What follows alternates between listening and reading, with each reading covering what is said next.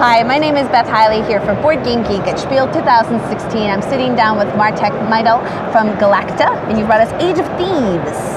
Yeah, Age of Thieves is like a 2 to 4 player game.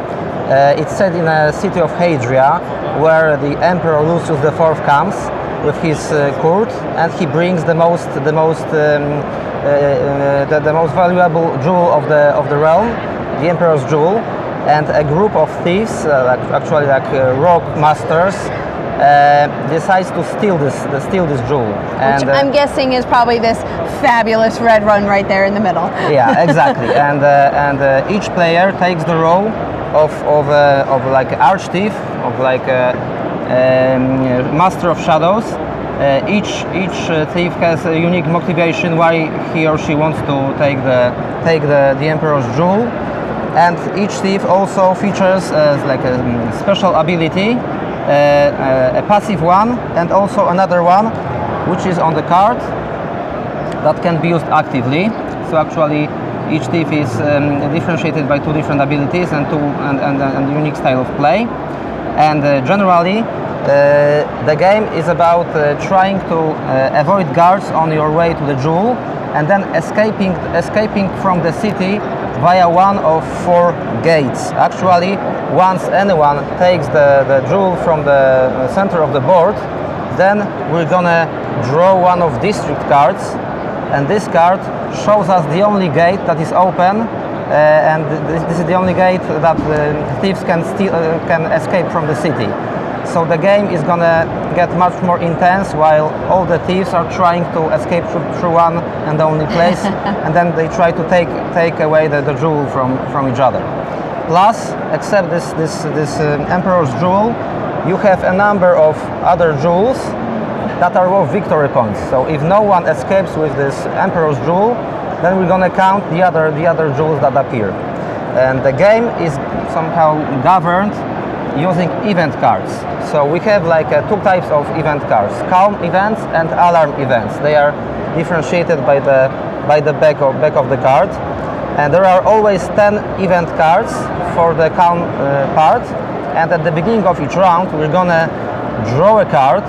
This card gives us 2 information. First, it sets a unique rule for the round. So for example, this one says we can't use sewers. Yeah, exactly. So this time the thieves would be only using normal streets to cross the board.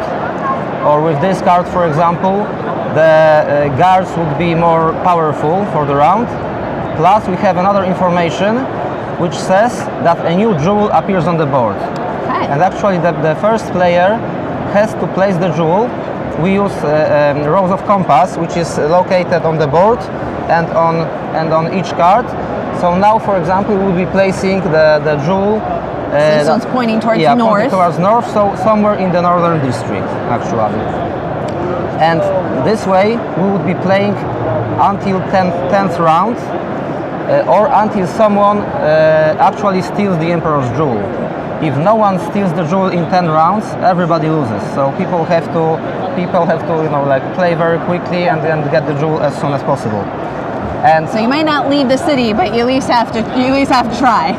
Yeah. So, and let's imagine that one of the characters actually stole the jewel, right? So what happens next is that the alarm in the city is raised. What we are looking at here is like the alarm event cards. And now there are only 5 of them. So the thieves have only 5 rounds to leave the city. If any thief does not leave the city, he loses automatically. Okay.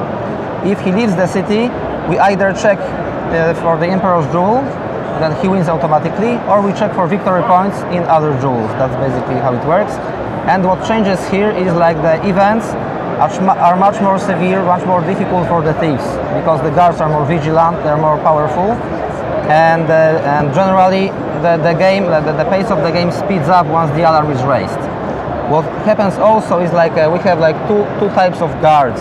We have like normal guards, standard guards, and we have captains. Captains are like veteran guards. They are immune to certain actions of the thieves. Okay, so what's gonna happen when the alarm is raised is we have a guard card. And normally we keep it on this side with only guards possible to make some moves. but once the alarm is raised, we're gonna flip it like this. Now And everyone's there are new guards coming to the board, those captains, those veteran captains. Plus, the guards have better statistics generally, so everything gets quicker and more difficult. Okay, and as far as the actions of thieves are concerned, it's we basically declare actions. So each thief, because we've got our little hand of cards here. Each thief has like a basic cards. One for getting new cards, one for moving around the board, one card for his special ability, but also each thief has a number of action cards. They are placed there. So each turn we draw one card, plus we have a couple at the beginning, and when we play the game, we use player screens and we declare those actions behind them. So what we do, we place the cards we want to play this round, and then we place action points on them. So let's imagine I'm going to play those two cards, and on each of them I will place a number of action points. I have 10 action points, each thief has 10 action points. And what happens then, we roll for the initiative of the guards, and this initiative tells us whether we're gonna be